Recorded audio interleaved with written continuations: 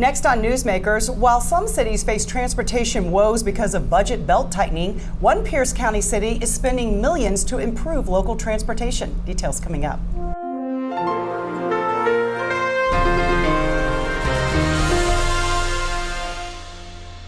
Hi, welcome to Comcast Newsmakers. I'm Sabrina Register. Today we're in Wenatchee for the annual conference of the Association of Washington Cities.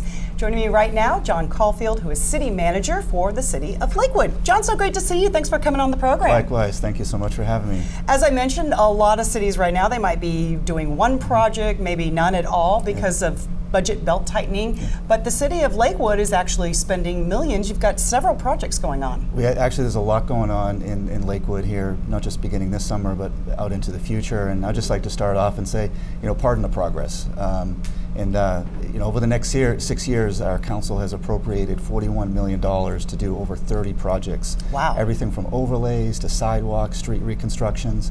And this summer alone, in 2015, we're doing, for example, 5 overlay projects. Most communities might be doing 1 or 2. We're doing 5.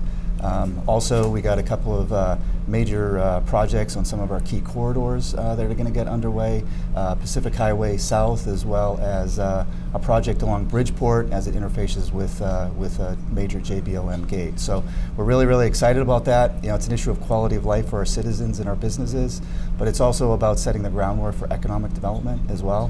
What do cities do well? Infrastructure, and hence that's why it's such a key priority. Some cities might be watching right now going, wow, that is a ton, in terms of projects. So they might be saying, how are they able to do that? And you would say that this was just a priority? It is, it's a priority, and it's really about resource allocation. And in Lakewood, it's about priorities of government. So it's a focus on not just infrastructure such as streets and sidewalks, but also public safety. That's where we invest our dollars. And the return on investment on that has been quite significant. Let's talk about JBLM area, because anybody driving on I-5 north or south around the city of Lakewood certainly knows that area can be super congested almost any time of the day, but certainly at certain points of the day it's downright gridlock. Yes. So what's being done there? Well, the city has taken a leadership role working with not just our local regional partners, but also statewide, to try and get some money appropriated by the state legislature to fix, quite frankly, that mess, that 7-mile stretch of traffic. There have been no improvements in that corridor really since the mid-1950s when I-5 was first originally built or begun to be built.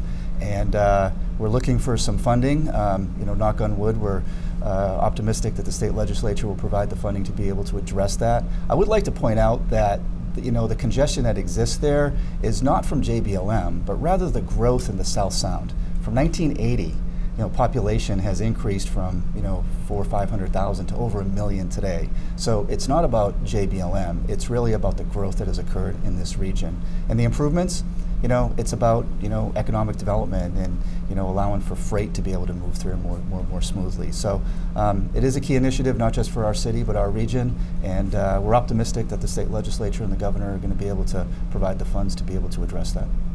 Any final thoughts? I know you all have a lot going on with the different projects and your focus on that JBLM corridor area. Again, if you're coming into Lakewood and you see a lot of construction going on, I guess, we say again, pardon the progress, but, it is an ends to the means, and I think people will be very, very, very, very pleased, and the conditions of our roads will, kind of help define who we are.